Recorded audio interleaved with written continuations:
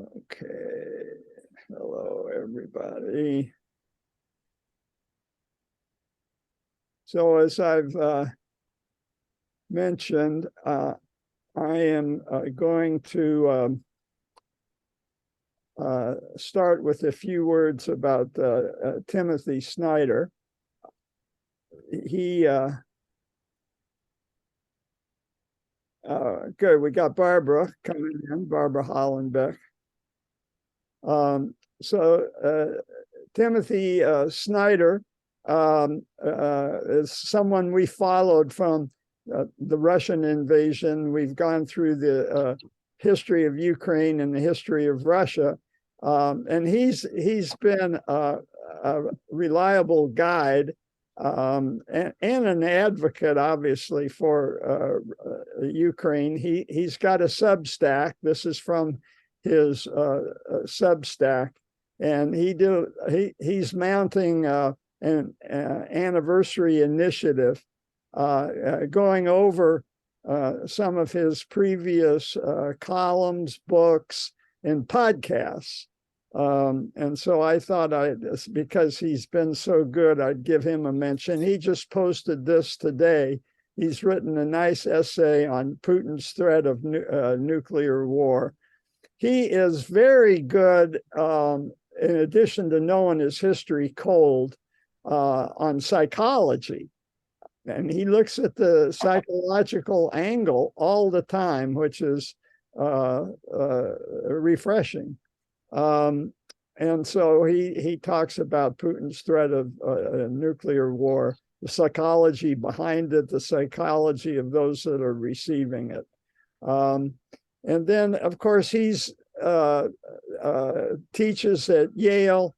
All his 25-part hour each lecture series on the history of Ukraine is available to you all. And this is what's coming up for him. He dabbles a little bit in the American connection to international problems in the Ukraine. And then this week, Ramsey posted a article on the Atlas of Impunity. And Fareed Zakaria interviewed David Miliband on Sunday.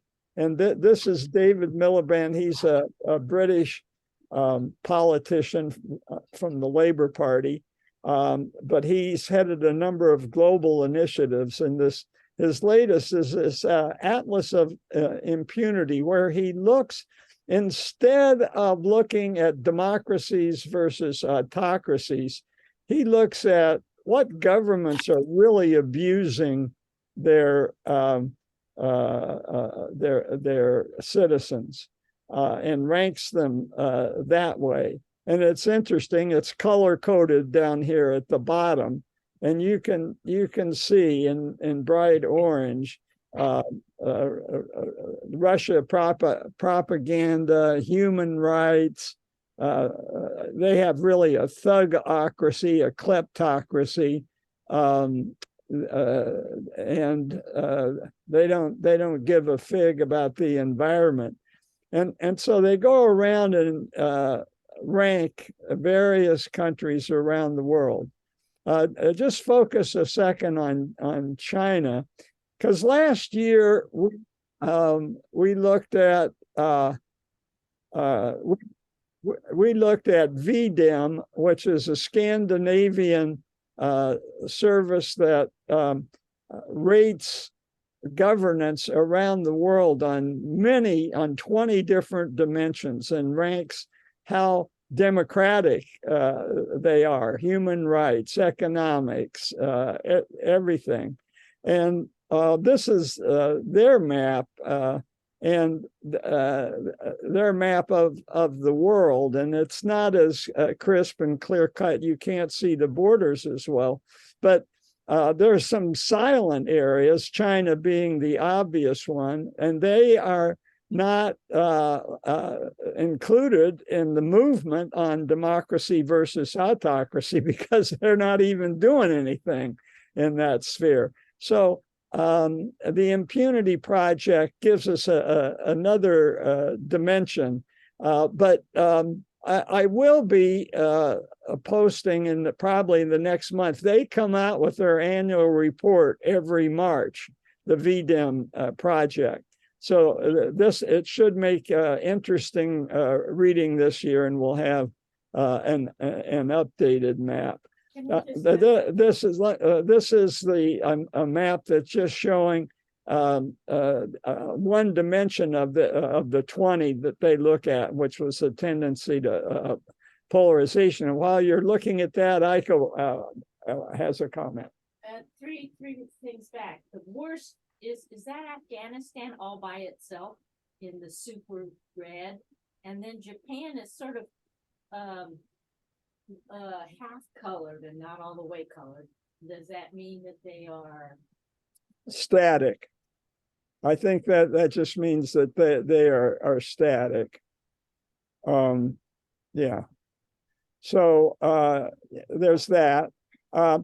All right, and so that's Ukraine. I just want to mention other topics we've followed in detail. Afghanistan, certainly a lot happening there. China, with Ramsey, we spent a lot of time, and obviously the Silk Road.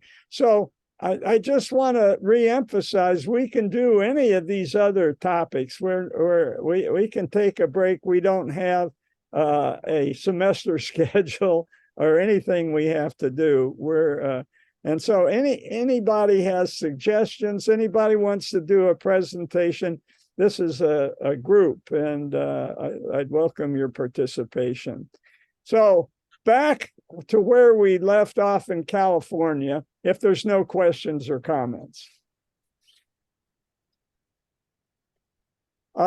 So we left off around 9,000 years ago, which is a critical time in the world, right? Because it's the time of the agricultural revolution all around the world. And it had to do with an improving climate. And that improved in California too. Yes. Interrupt for 1 second. I'm, for some reason, getting your next slide and notes. I would have, so it's only sharing part of the screen with what your slide you're trying to talk about. Is there a way you... Okay, I tried to correct it for my audience here, and I screwed it up for you there. Okay, hold on. Okay, sorry about that. No, I'm sorry. Thanks for pointing that out. So let's see. I'm gonna have to. It's always something here. Stop share. Where's my stop? I think I've done this share. Now I've got to get this off. End show. That's what I want to do. Okay. All right. So what are you seeing now? I'm seeing all. Okay. Okay. Seeing myself again. Okay. So let's just, and I hope this will correct it.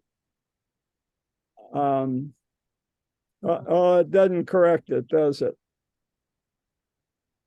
Oh, I know. I just saw what I had to do. I just saw what I had to do. I have to go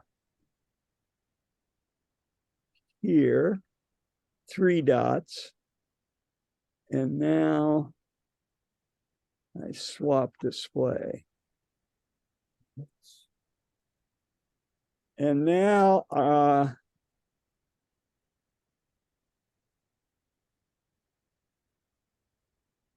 okay. I'm closing in on it. I've corrected it locally.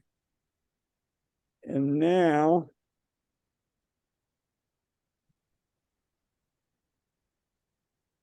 I sure hope this corrects it. Much better. Yep.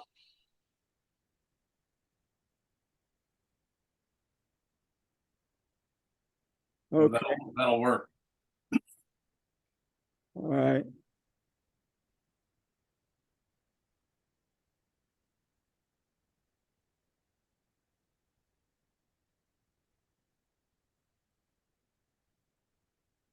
All right, we're okay. Perfect. Great. Thank you. Okay.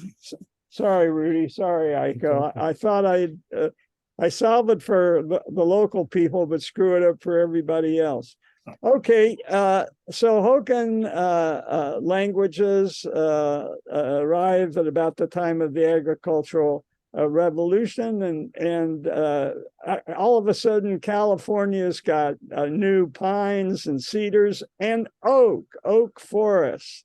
And they kind of spread out. It's interesting, the Hokan speakers really spread out. So they're the purple, they're along the coast at the bottom, at the top, but they're also inland in the northeast. So from Death Valley all the way up to the Cascades. And I just wanted to point out that maybe the distribution of people follows the geography. And the point that everybody makes over and over again is how diverse California is geographically. And it's used as a metaphor. We've always been diverse, and it goes from geography, and it goes from lifestyle and people, and but some of it is determined by our geographic destiny. So there's more to the story. We spent almost a whole hour doing this last year, just looking at why we have this density, and it's all because of subduction. The Pacific plate going underneath the continental plate, the top of the Pacific plate being scraped off, and this forms the coastal range, which is very different than the Sierras. Where the subduction really goes deep and causes the magma and the granite and volcanoes. I'm going to dispense with this in just a couple of minutes because we spent so much time. If anybody's really interested in our approach, we spent at least an hour on this, and it's in my index that I can update and supply to anybody that's interested. So this just pretty much shows the same thing. And the Farallon plate gets caught between the Pacific plate and the continental plate, and eventually gets almost totally subducted. But it creates today the complex of the Juan Fuca a problem up in Northern California and Southern Oregon. And so what does that do to the surface of California? It gives all these different kinds of rock. Again, we've talked about this in detail. I'm just going through it really quick to understand that it really is a great metaphor. There's very few places in the world that have this kind of diversity. Of course, we pay the price living on top of unstable tectonic plates. But this is the same thing, but giving it the names we're familiar with, the geographic place names. So again, take a peek at what's gone before, and then throw on on top of that the unique Mediterranean climate that we have now. The Mediterranean climate comprises the majority of the state, but there's other stuff going on. There's deserts, there's alpine. There's steppes. as we saw, studied in detail in Silk Road. So there's that contributes. And I just want to make this point. California is a Western political concept. There's nothing about the border of the United States, California state that is magic. We kind of merge into the Great Basin, particularly in the South, and we'll see that has some implications. As I said last time, the very first people were those paleo coastal people on the Channel Islands that Jim Teisel is familiar with. The comment that's made at this stage, where the Hokans are spreading out, warfare ran rampant.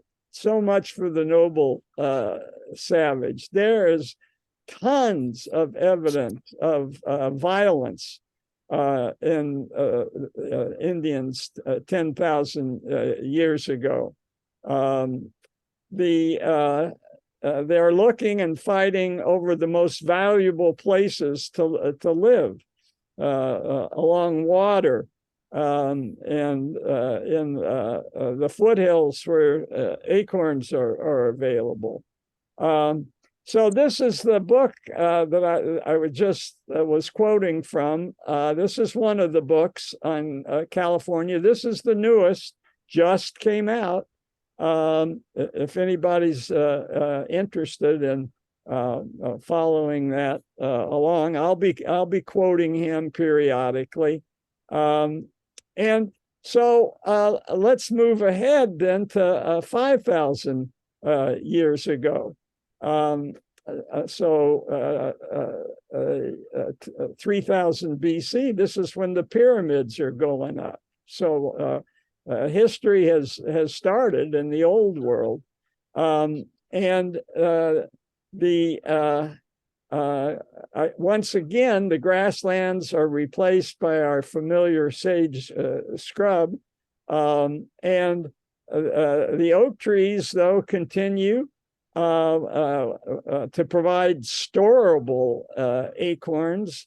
We've talked about grinding Stone State Park a number of times, but the point is made that in 3 days, a family could harvest enough acorns to feed themselves for an entire year on a diet of soup and mush. That probably would get a little bit boring, but that has been the staple here for many reasons. So we've talked about the Hokans, the ones in purple. Now there's 6 of them. We're going to spend time on really just 4. There's 100 mutually unintelligible languages in California, and that level of detail would drive us all crazy. There's 20 intermediate classifications of language, but we're just going to look at these major linguistic groups to keep it simple. And you all understand that I keep it simple. I'm just a couple of steps ahead of you. But the next group of people that come in after the Hokan are the Penutians, and they come from the Great Basin, possibly attracted by the Mediterranean climate, and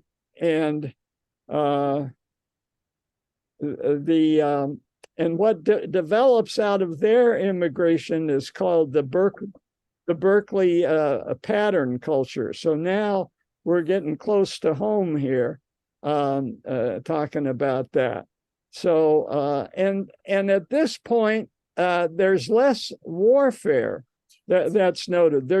the land is providing more. There's less shortage of food, so less evidence of violence. This is the problem with the acorns. They're like corn itself.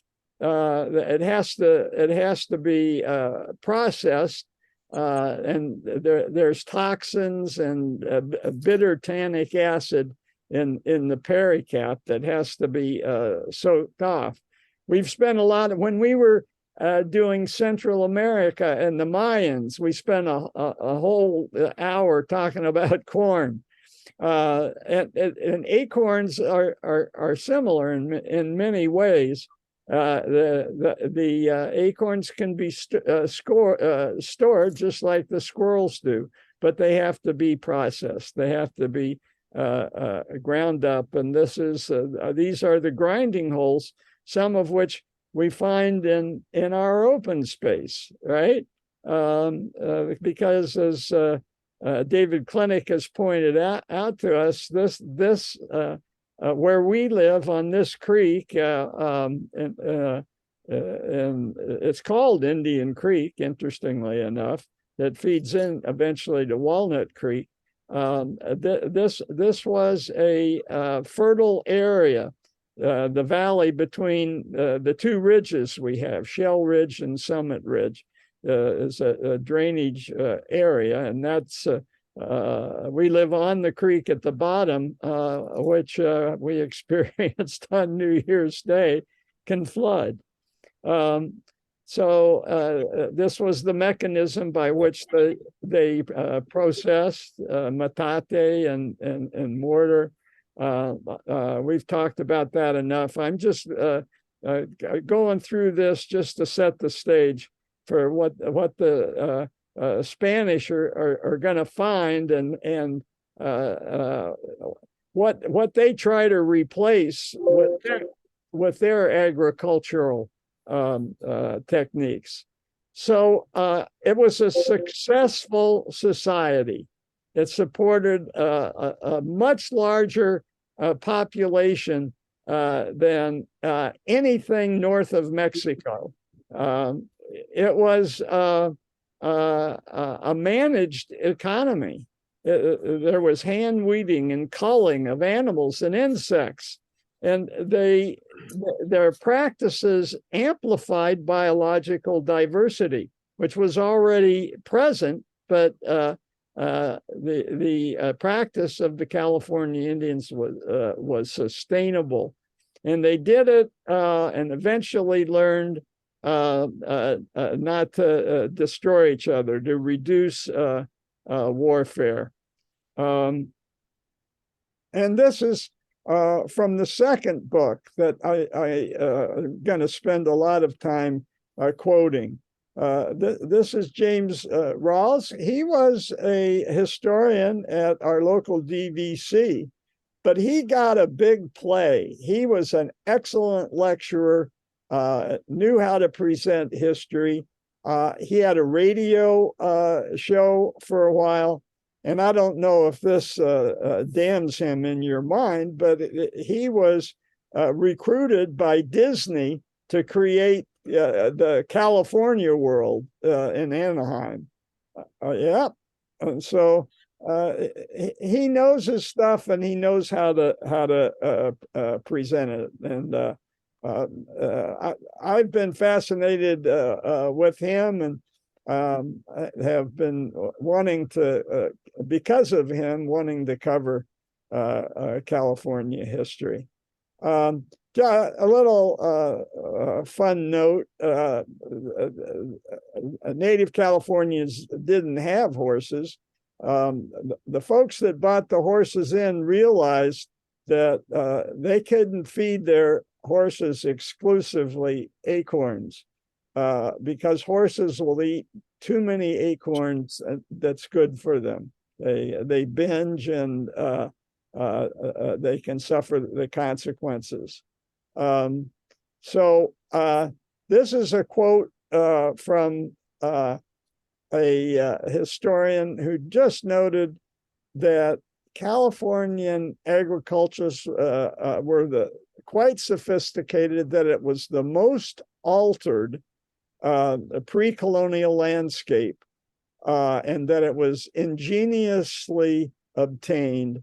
And in this context, they used seasonal fires rationally. So the advantage of the acorn, again, it's very high fat content, and it takes a lot of processing. But up to 20 years ago, the acorns were being processed by surviving civilizations. And this is the Grinding Rock State Park, which is what David Clinic wants to turn into a World Heritage Site. The Miwok statue there, a lodge. We'll see the inside of the lodge in just a second. The Miwok structures, which you could see at Janet Thomas's garden in Lafayette, a quite impressive little Miwok village there, built on the creek side in Lafayette. And this is the end of Grinding Rock. These are all the facilities, the map of the site. So I want to address, I've told you all the positive things about California natives. Why did they get such a bad rap from some people like John Muir? I just wanted to mention a phenomenon, something called the Hawthorne effect, how the process of observing something changes what you're observing. And it came from a study that turned out to be falsely promising. The Hawthorne factory thought that if they put in new lights, that everything would be more productive, and it was. And so they ramped up and put in a lot of new factories with lights, but the effect faded, and apparently a large portion of the effect was just the workers feeling complimented that somebody was paying attention to them,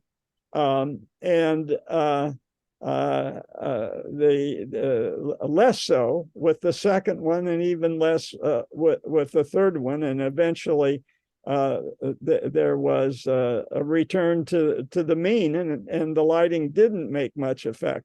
It probably was a good thing to do, of course. And then what kind of factory was that? The picture just before. I think they were making electrical products, early electronics. Yeah. And there's some connection to Westinghouse, even, I think, between the Hawthorne. Similar similarities to the uncertainty principle, and also in medicine, the placebo effect. You give a patient a medicine, and they're going to feel positive, independent of the action of the medicine, and even a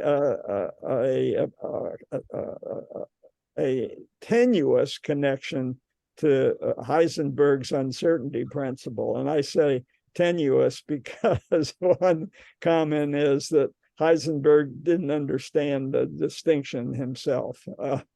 So the bad rap that the natives got, they were dismissed as diggers by the people, by Americans in particular, and they were observed digging up the ground. They were getting root fibers as much for basket making as for food, and but they were dismissed as, oh, these people just are parasites. They come on and pick up what's already there. Not understanding, as Connie Loosley and David Klinick have pointed out, that they were producers, they were managers of the land.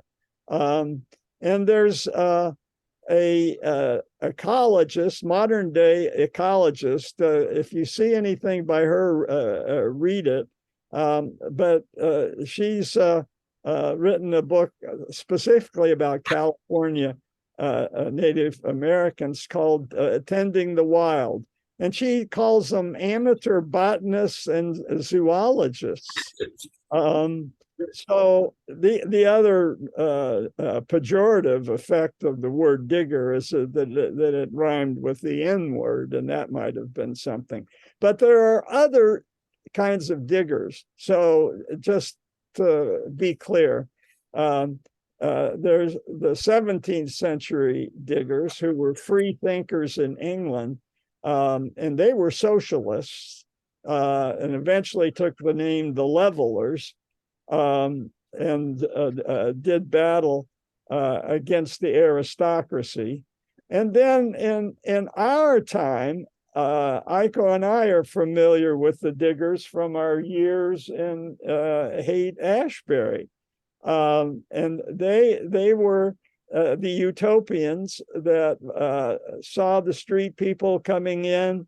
They established free food for distribution, free medical care, free concerts in the park, which we benefited from for sure.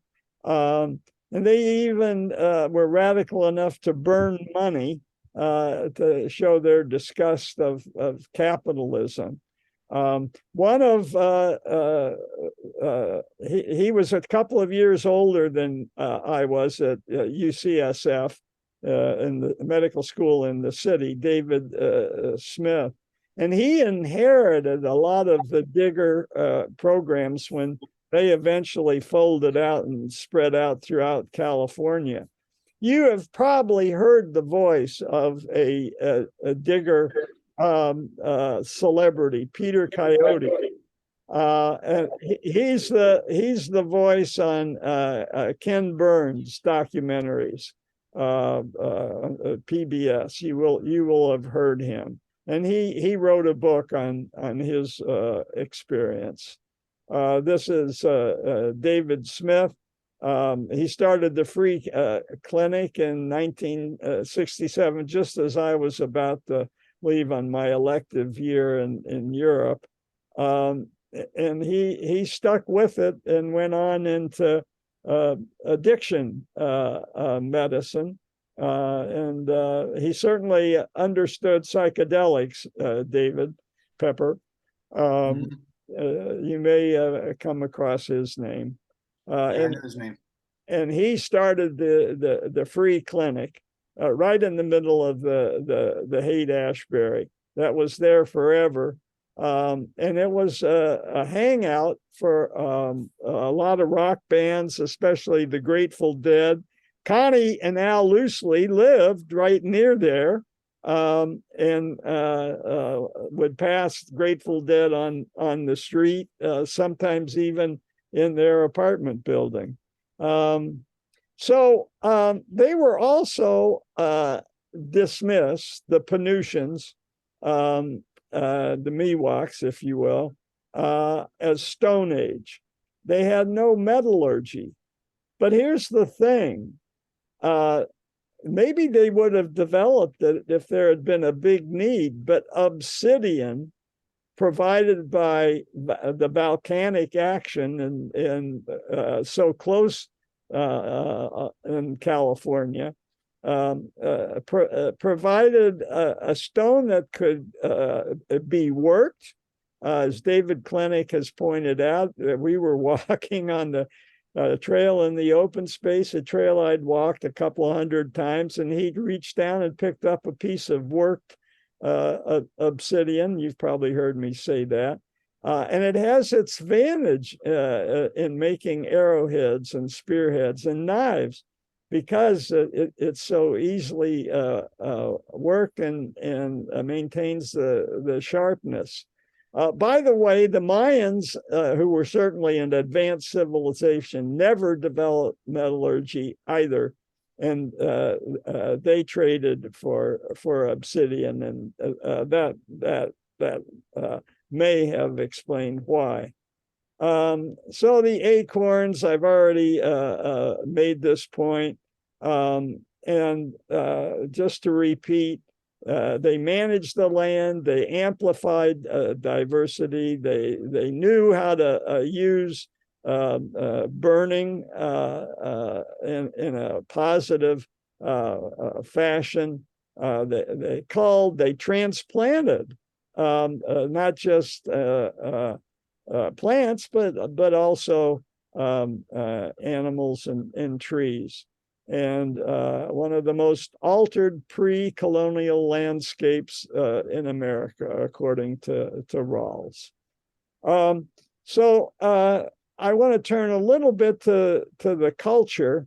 This is inside a Miwok roundhouse, and the storyteller has just come down through the smoke hole. It's much like Santa Claus comes down our chimneys, and he's regaling the kids in particular with coyote stories. So this photo is from the Farragar book. And the picture is supposedly the storyteller talking about Earthmaker, the creation myth, and one of the lessons of the creation myth was remain in the country where you were born. Content you shall be. Living in a country that's little, not big. Never drive another people from a country they call their own.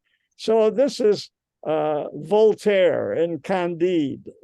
Maintain your own garden. Live and let live. There's certainly a wisdom to that. Connie Loosely, and we attended her storytelling, which was really quite something, in Janet Thomas's community garden that has that Miwok village. The Miwok village is quite large. I'd say a couple of acres, right, Aiko? And Connie told the story of the Miwok turtle creation myth. And I'd like to get her to tell it. I don't know. Did she ever tell it to you, Jeannie? It's quite charming. The other, besides turtles, the other thing is coyotes.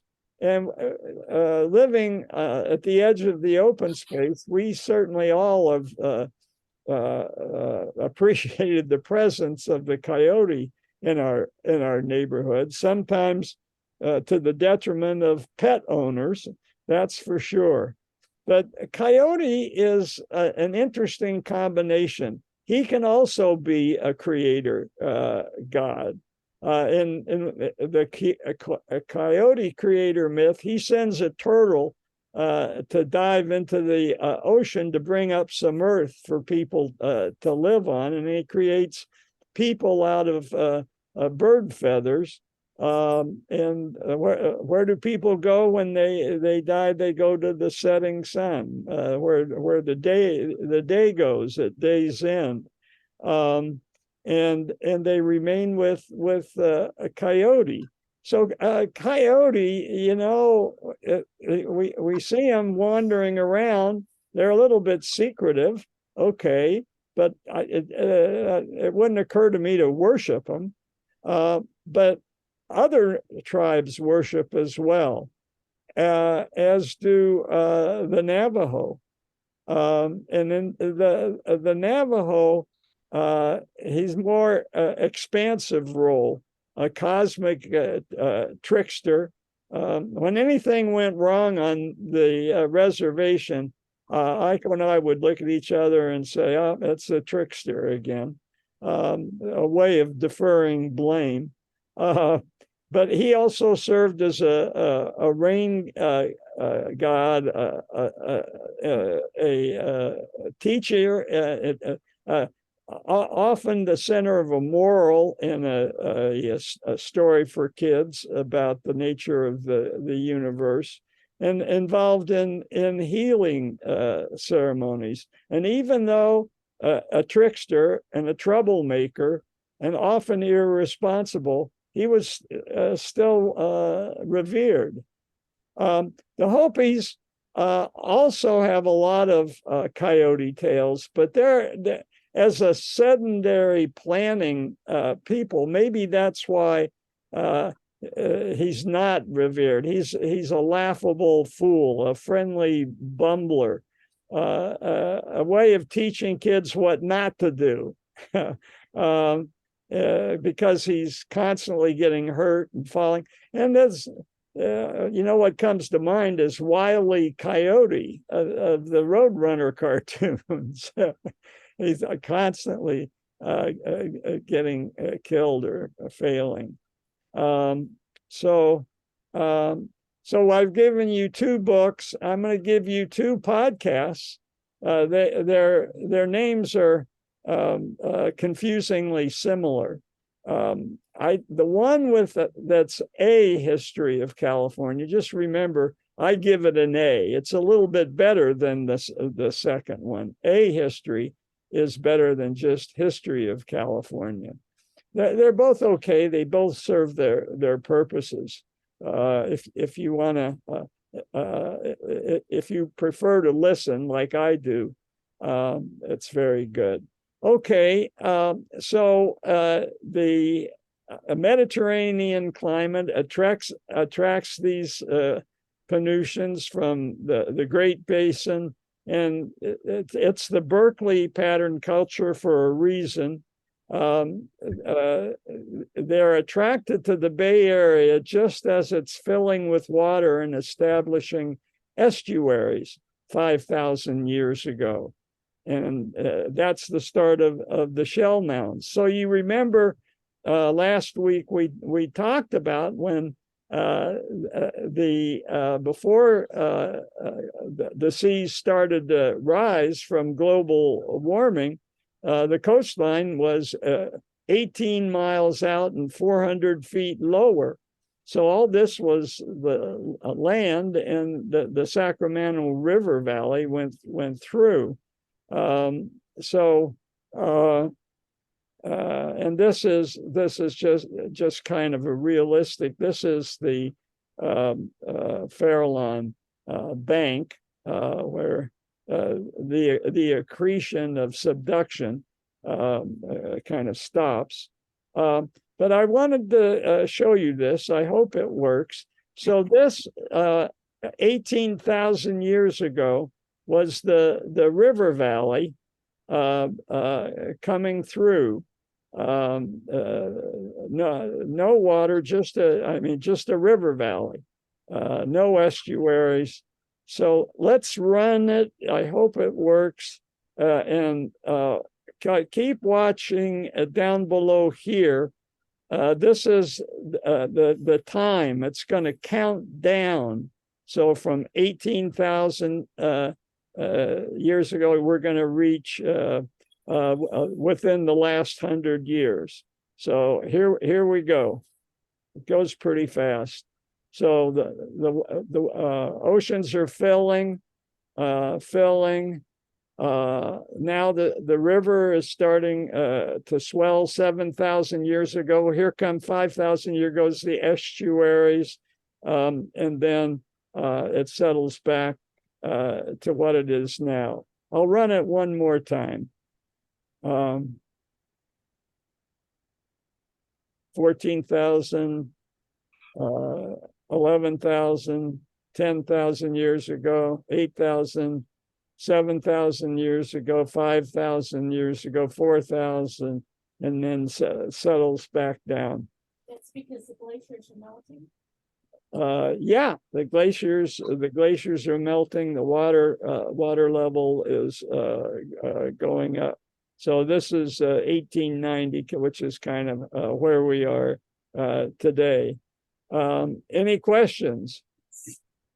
So now the Penutians are quite happy. They have acorns and marine food. So they're living in the Garden of Eden, and as Rawls says, the Bay Area, there was the densest population of anywhere in North America, including all of California. The Channel Islands are doing quite well because still, as we said, they live on the edge of the water, and they've benefited from those islands for a long time. And we'll see that they're going to take off in just a little bit. But 1,000 years of eating shelled fish creates huge deposits of shell mounds all around the Bay Area. So living in a successful marine environment does have a waste problem, and they solved it just by piling up seashells into these huge mounds. And then they would often use the mounds to bury their dead. They'd do a lot of things with them. So 3 stories high, 350 feet in diameter. Now, there are a lot of shell mounds around. You don't even recognize as shell mounds, just mounds. This is one in Mill Valley. This is a map of all the shell mounds sprinkled around the Bay Area. This is the Garden of Eden. Americans come and they go to the shell mound in Emeryville and shave off the top and put in a merry-go-round, an amusement park. And you could take a train to Emeryville Shell Mound Park. Then they demolished that shell mound to pave the way for the Sherman-Williams paint factory, which was there when Eichel and I arrived in Berkeley, polluting the bay, by the way. When they started excavating even the bottom part of the shell mound that was left, Sherman-Williams sat on a shell mound. When they started excavating that for the Emeryville shopping center, they quite rapidly encountered Native American bones that had been buried at the base of the shell mound. And all construction had to stop because of laws that had been passed after Native Americans had inhabited Alcatraz. After they had inhabited Alcatraz, they came up with a whole bunch of agreements that recognized Indian rights. So they had to negotiate an agreement, and initially the Miwok tribe that had jurisdiction agreed to a deal that if the Emeryville shopping center constructed a memorial to the dead Indians and put flowers out every day, that they could proceed, along with certain financial remuneration. Of interest to our biologists the bones that were dug out had been so polluted by paint products put out by Sherman-Williams that those bones had become plasticized. All right. So the next step, by gosh, we're going a little bit slow. I hope you don't mind me taking time, because as I go through this stuff, I keep finding more and more interesting things. But I feel the need to do that, but also the need to at least leave a little extra time. Aiko has given me the high sign that I'm within minutes of reaching my limit. So when I start next week, we'll just be 1,500 years ago. That is 500 AD. Most of the world is in historical times, but not California. There's no more open land. There's an increase in territoriality. The Athabascans are coming in from the north and will settle along the north coast. Their food strategy will be also acorn and marine life, but in this case, salmon. And rather than shellfish distributed all around the big bay, there's salmon that's coming in one river and will make prime fishing holes a target for possession.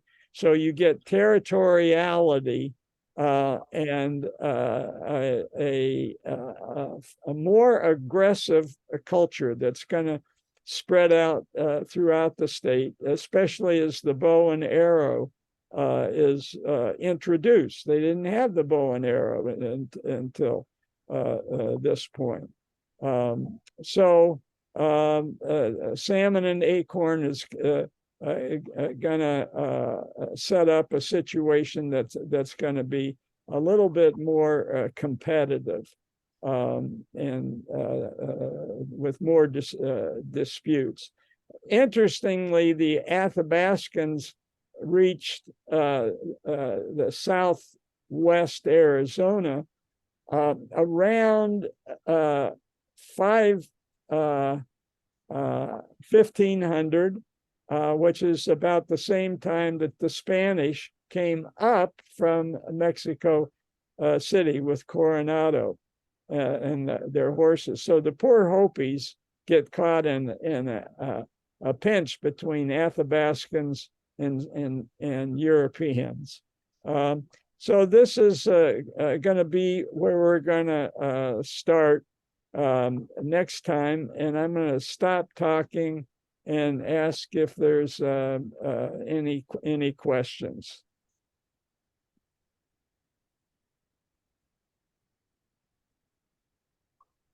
This is Carol. I just have a comment. It's interesting how there's areas where the language groups are contiguous, and then there are these big gaps in between where there's a different language spoken. Did you? Yeah, so that's addressed, and the word dynamic is used. We're looking at waves that come in, and each wave displaces at least partially the previous wave and blends with it. So you get this mix, this dynamism, and you'll see this is going to be true in the Channel Islands. For sure next week it'll be slam dunk. We'll get done and we'll get Cabrillo. But you'll see that the Channel Islands, the language that they were speaking there changed.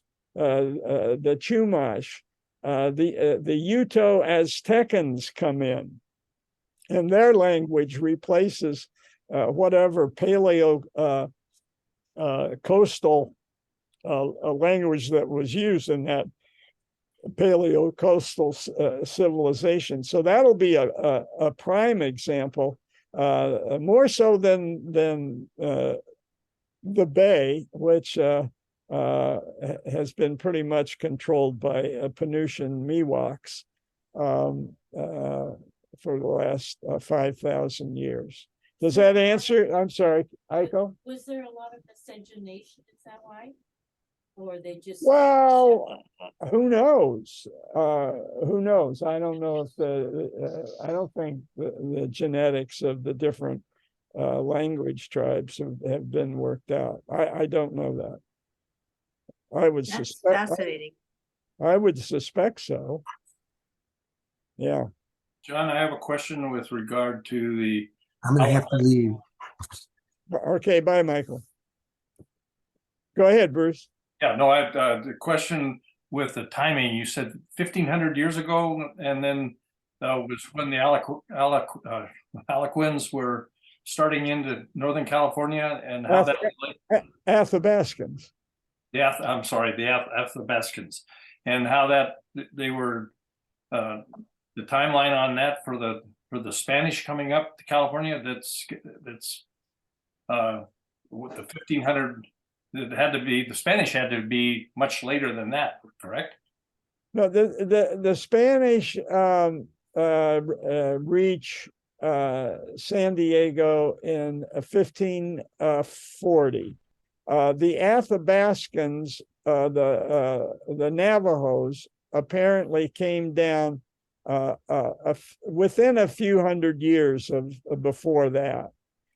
So you know the precision is not there. You look at different sources, the four that I've mentioned, as well as Wikipedia, and you get a lot of variation. So I'm just giving ballpark estimates, right? Because that this is a survey course by an amateur. So a couple of other comments. One is that basically for people that haven't seen that Miwok village that's at the Lafayette Community Garden that Janet Thomas is doing, that's really worth the trip out there. And also I think Janet and Peggy Maglin,